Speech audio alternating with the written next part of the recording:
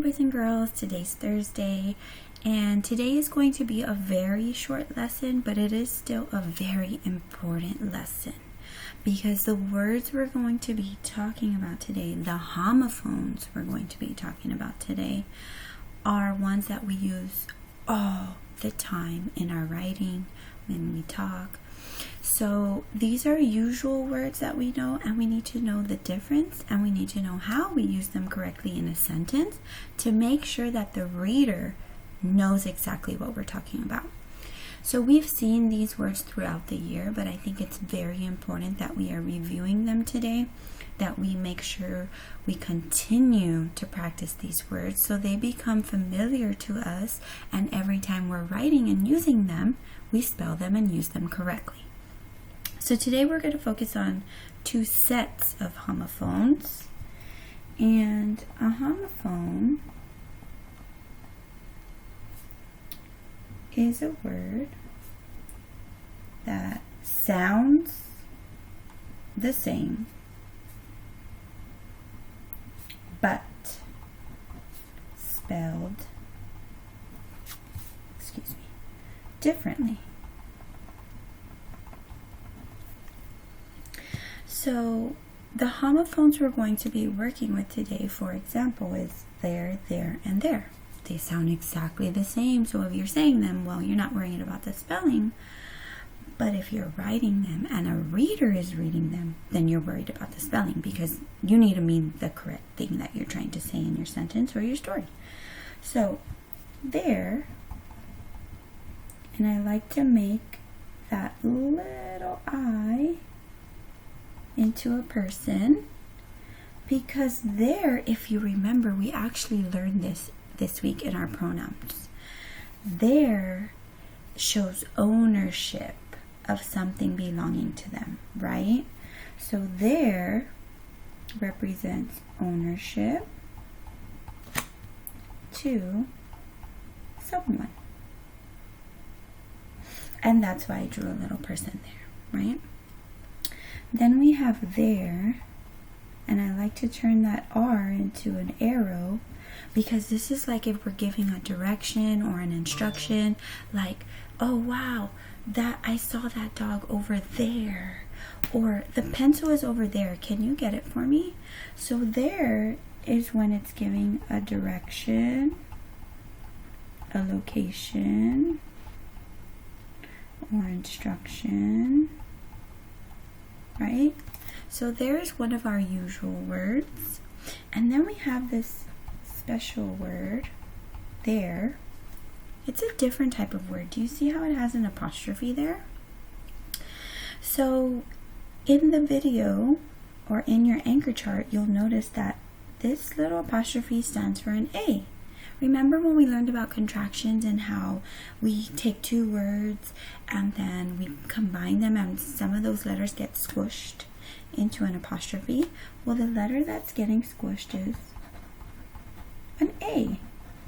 So the apostrophe is taking place of the A, and instead of saying they are happy, I could just say they are happy. It's a shorter way to say it. So this is a contraction, and we learned about contractions, okay, this past beginning of the semester. So these are our first three sets, or first three homophones in our first set, okay? There, and there.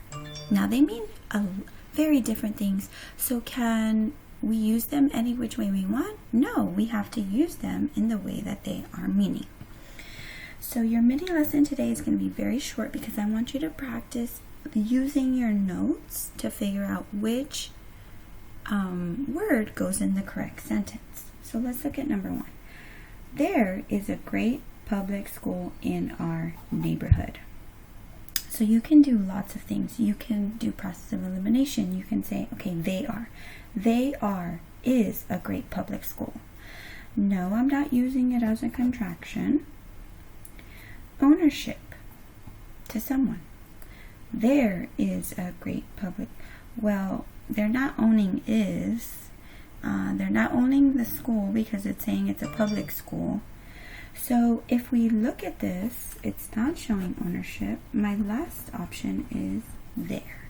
So really quick ones to do process of elimination with is for sure the contraction, because you can make it into they are, read it, and know if it doesn't make sense.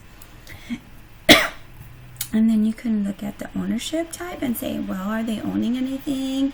Is someone owning something? Well, no. So use your process of elimination when you're going through, and use your notes that you're working with, okay? Now here's kind of talking about like a direction. They're telling us something. There is a great public pool in our neighborhood. They're just giving you a statement. So we don't need to use ownership, and we didn't need to use the contraction they are. So the next set we have is its, which is also a contraction word. It stands for it is. The I has been replaced by the apostrophe, right? So now when we have its, it means two words. It is. So when we read it and we use our process of elimination, we can break it into these two words. Then we have this, which we've actually learned about this week as well. It is a pronoun that shows ownership.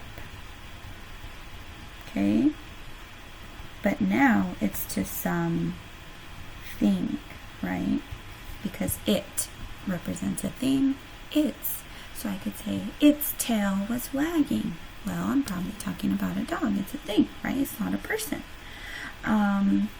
Its eraser was dull. Well, maybe I'm talking about a pencil. It's a thing.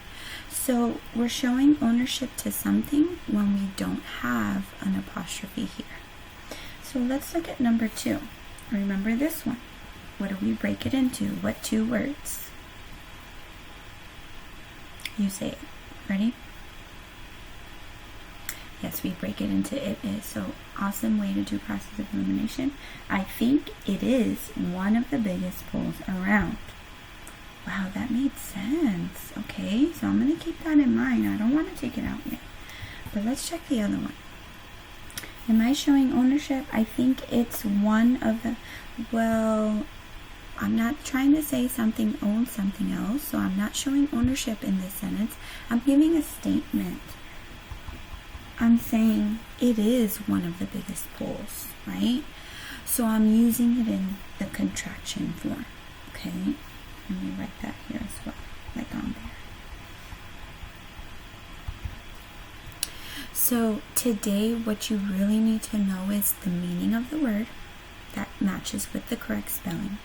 You need to be reading through your sentences, and you need to be using some process of elimination. So let's write that down, okay? First, you need to read. We always read first. That gets our mind going. That gets our context clues coming in. So there is a great public pool in our neighborhood. Then, you want to check the meaning of homophone, right? So you're using your notes here, your anchor chart that I'm going to be posting up, and checking, okay, which homophone am I using? What does it mean? And then 3, you want to use process of elimination. How did I use process of elimination? Well, I either broke the contraction into the two words, or I checked for ownership. Are they owning something? And I'm asking myself questions as I'm looking at the sentence, reading it again, looking at the ideas that they're using, and making sure that I am really using a homophone that connects to the idea of the sentence. That is the correct explanation of what the writer is trying to say. So, as a good writer, you always want to make sure that you're using these very usual but important words in the correct way as a writer, so that your reader knows exactly what you're trying to say. Alright? So make sure you're using these key points when you're working today on Teams. I'll have the options for you. All you have to do is choose the correct option that goes in the blank and submit your exit ticket online. You'll get your grade right away, which is a great way to see how you're doing and get some feedback on the spot. okay? If you need to go back and pause to take the notes, make sure you're using that process of elimination, use your strategies, and remember to practice these words all the time because we use these words all the time in our writing, in our speech. Good luck, boys and girls. I'll see you tomorrow. Tomorrow's your writing assessment. So I'll be posting a video for you, kind of give you some guidance. Where do you find it in your packet? What should you be doing with that story? Guiding you through some of those strategies so that you can be successful. Have an awesome day. Bye-bye.